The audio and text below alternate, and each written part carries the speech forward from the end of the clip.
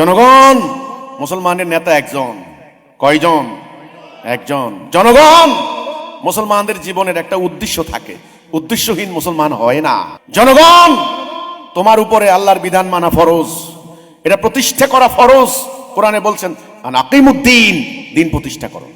তো জনগণকে এই চেতনা, এই জ্ঞান এখন দিতে হবে। জনগণ যে অজ্ঞাত সারে, জানা অথবা অজানা, অর্থাৎ অজ্ঞাত সারে তারা যে শিরিক করে চলেছে, দেখেন এই জনগণের বিরাট একটা অংশ লাফিয়ে লাফিয়ে বলে গণতন্ত্র চাই, গণতন্ত্র চাই, গণতন্ত্র প্রতিষ্ঠার আন্দোলন করছে।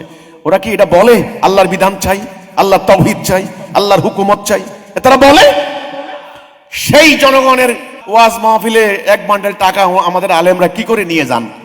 আমাদের আলেমদের উচিত ওদেরকে ওয়াজ শুনিয়ে টাকা কামাই করার থেকে বরং ওদেরকে তাওহীদের দিকে ঐক্যবদ্ধ করা।